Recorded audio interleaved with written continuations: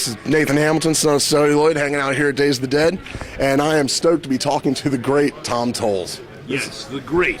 Do not forget that. The great. You're not the first person to tell me that this weekend, actually. Now, I've talked to some people throughout the con, and one thing people say when they meet you, they're like, he was a really nice guy. So people seem to be shocked by that, because I guess you play scumbags and assholes. Do people get you confused like that? Fuck, man. You know, I hate it when people say that shit. You know, I'm not. I'm a horrible person. I'm mean. I'm vile.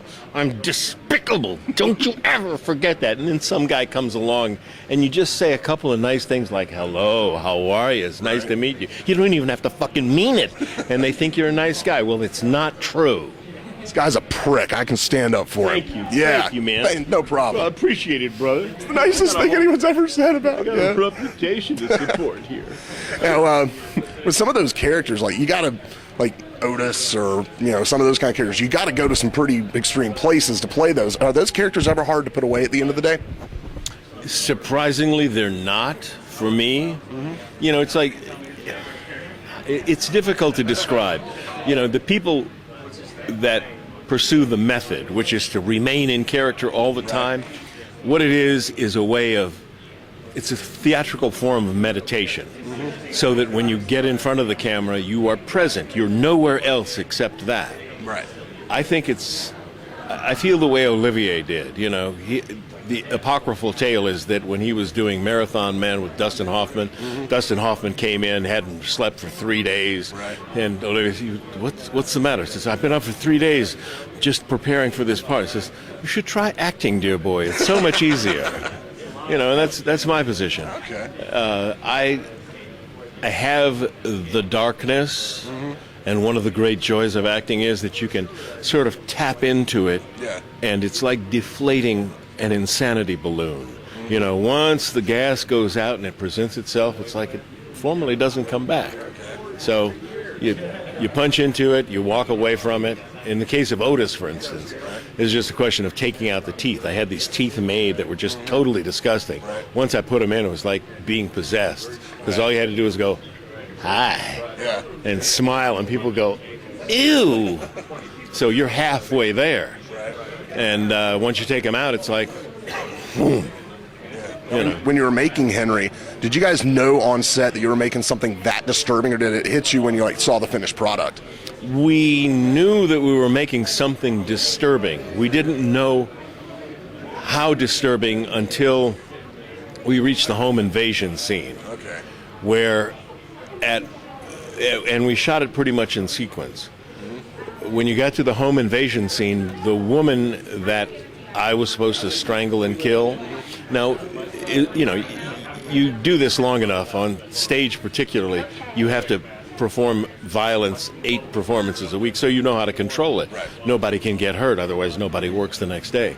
Like working in a haunted house, we do the same thing. Yeah, exactly. You know, it's just there, and it looks really great. Yeah. But she ended up having to go to the hospital because she was in a state of hysteria after having done that. And that was the first indication that this may be an element that had some stranger, darker texture to it. Right. You know, and then raping my sister, that was another one where we had to stop several times to do it. So.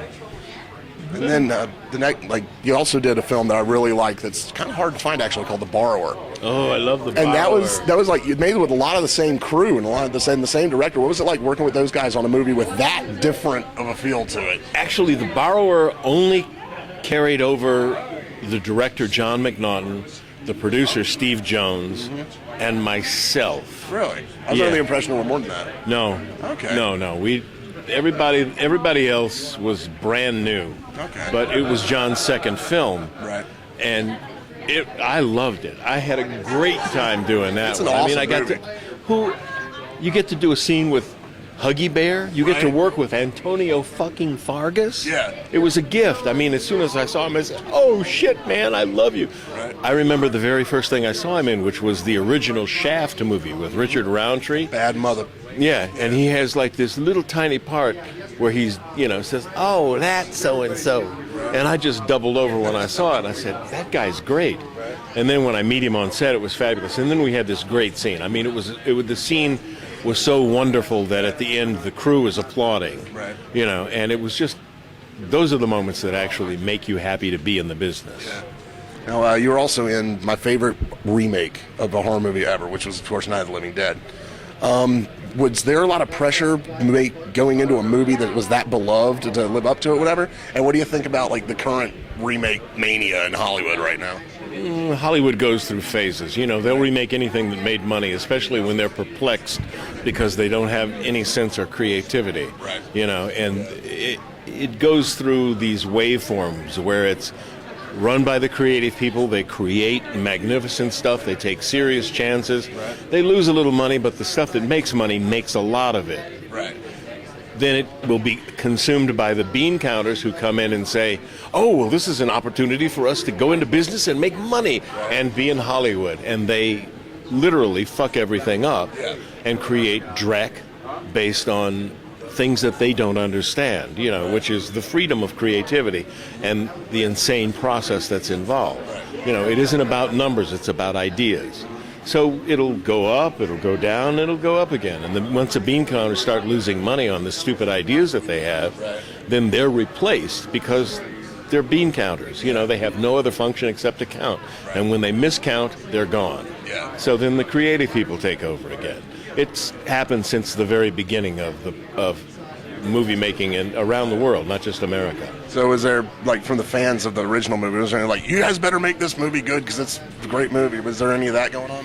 Actually, we read the script and it seemed so magnificently different in terms of the character development that it was never a problem. I mean, we all knew and deeply appreciated and honored the original, but all of us, Tony, Patricia, Billy, myself, everybody who was in it, including Tom, knew that we had something different.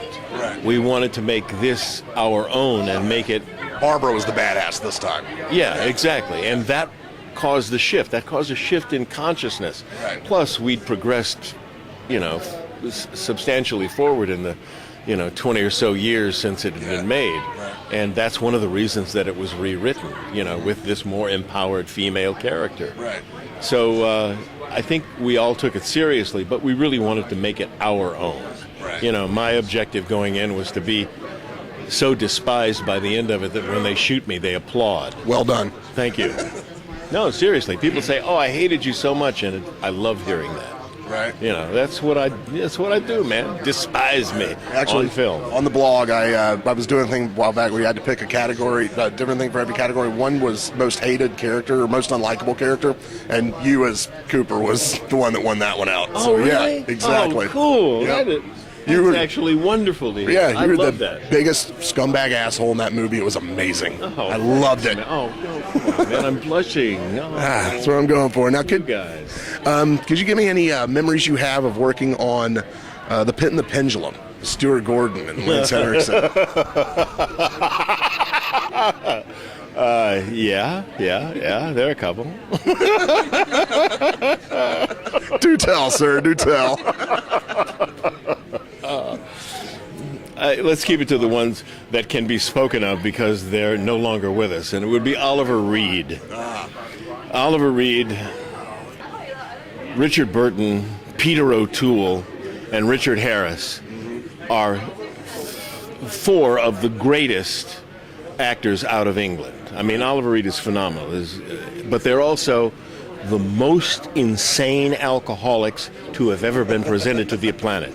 And this is true of Oliver Reed. I mean, he literally got thrown off the plane once it landed in Italy. They escorted him off. He was that drunk. And they let him off before anybody else. He got into the van that was there to pick him up and had to stop 4 times for wine in an hour-and-a-half trip to the location. Once he got there, he was blitzed out of his mind. I mean, I thought I was a drinker. Right. I am I was an amateur by comparison. I've never seen anybody consume that much liquor consistently. In fact, at one point, we're all having dinner at the table, And he didn't want to get up from the table, and he just took a wine bottle and pissed in it right there at the table. There you go. You know? When nature calls. And it was startling to see. But then once he got on set, he never took a drink until the end of the day. But once that day ended, it began. It was on. You know, and then of course the chance to work with Lance Henriksen was fabulous, who turned out to be just one of the all-time great people that you can ever be on a set with. But now I think that's where I'll stop, because the rest of the stories are dealing with.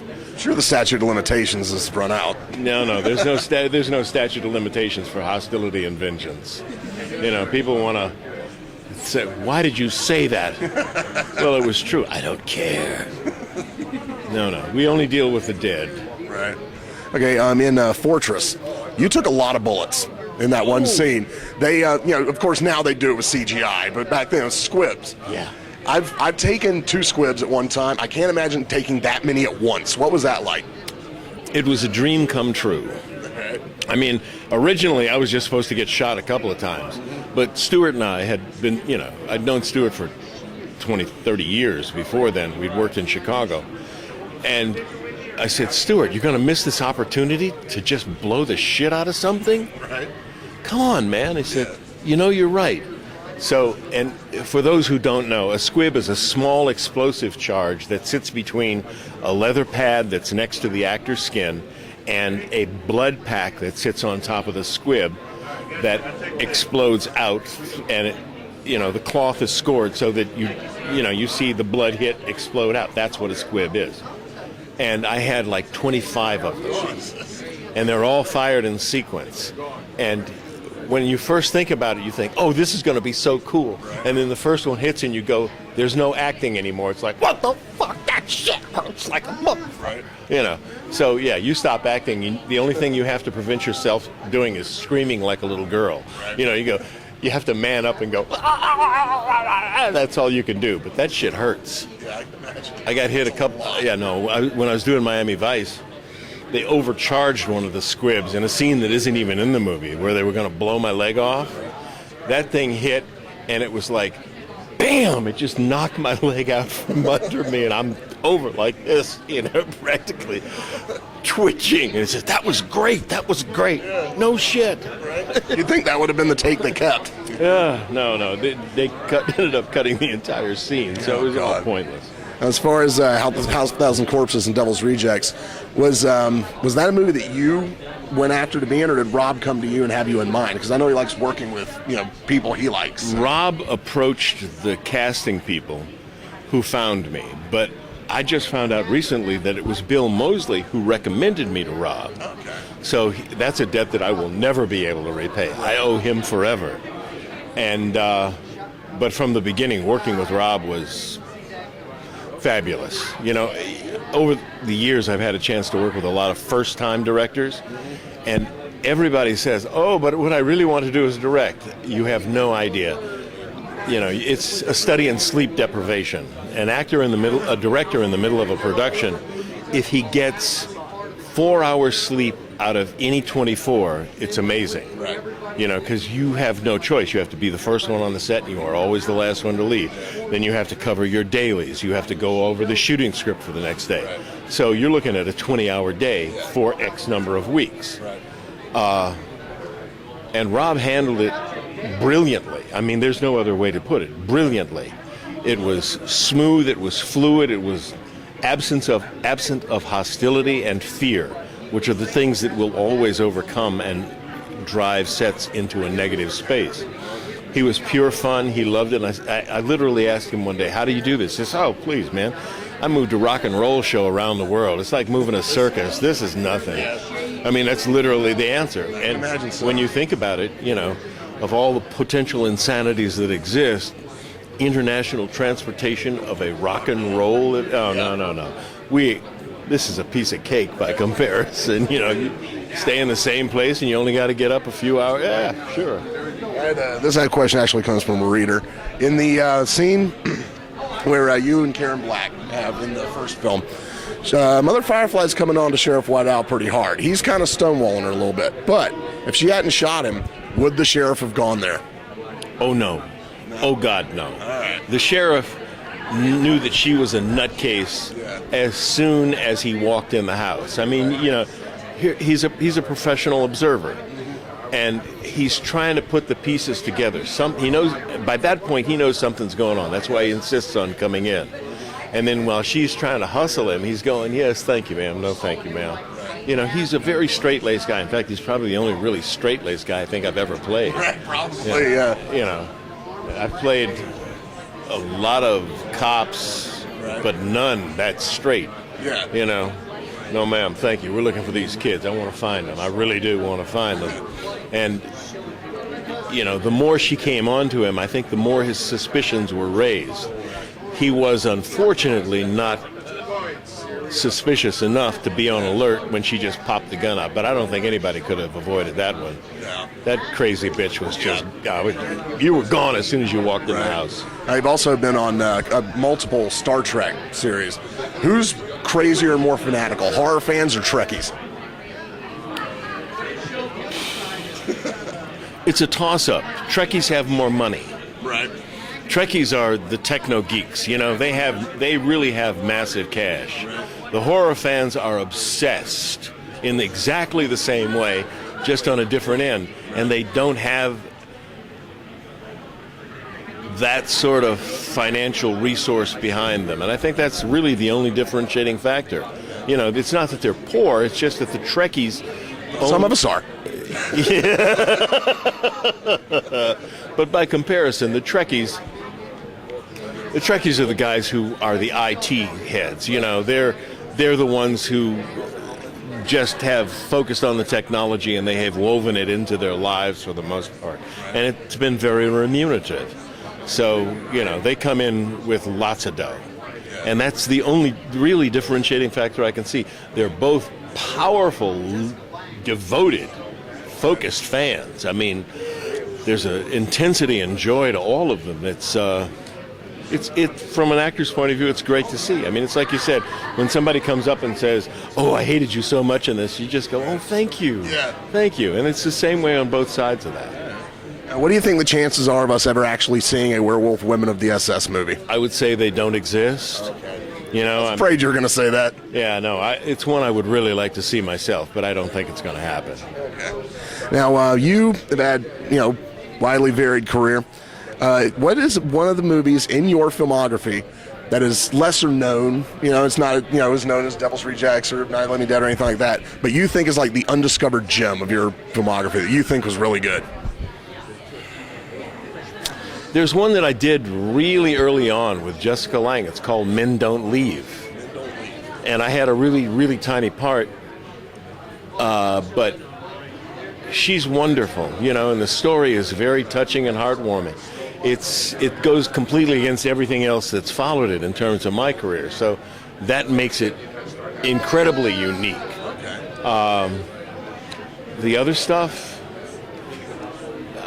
my fave is I like The Borrower, not because of its completeness as a film, but because of just one scene where they drop a mouse in my soup and I eat it. Right. And that still makes me smile when I see that. That little, that's good. Right. That's fun. They're all fun. I don't, what's unique? I don't know. It's like asking what your favorite kid is. Yeah, and I really love all my babies. Right. All of them. I remember reading a while back that you were working on a crime novel. How's that going? Has it been released yet? No, it hasn't been released because I haven't sent it out to a publisher yet. Okay. It's interesting. The thing, I love writing, and I've written plays, screenplays, episodes of TV shows, all of which have been produced or published. But long form novels and short stories require that you finish it, you do it, you get it edited, you have to edit it yourself, you enter into that collaboration, and then you have to send it out. Right. And you would think that of all the decades that I've spent in being rejected in Hollywood, that somewhere along the line I would become immune to it. Right. This is a whole nother thing, and I have not been able to literally muster what it takes to put it in a box and keep sending it out. Right. Plus it's a lot of work, and I don't know if I really want that. I'd rather write than actually do the work of the work that follows to get it published.